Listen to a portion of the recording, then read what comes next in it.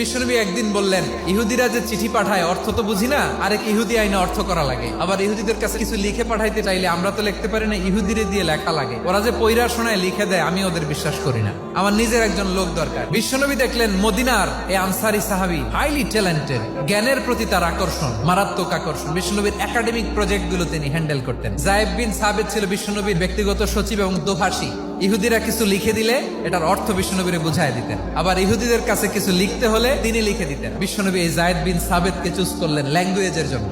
উনি বললেন, যায়েদ, তোমার সফট স্কিলকে ডেভেলপ করতে হবে, তুমি হিব্রু ল্যাঙ্গুয়েজ শিখে ফেলো। যায়েদ বিন সাবিত বলল, বিশ্বনবীর মোটিভেশন আর ইন্সপিরেশন পেয়ে আমি 15 দিনে ইহুদিদের এই হিব্রু ল্যাঙ্গুয়েজ শিখে ফেললাম। এরপরে ইহুদিরা চিঠি লিখে পাঠালে আর কোন ইহুদি ডাকা লাগতো না, আমি নবীর এটার অর্থ করে বুঝাই দিতাম।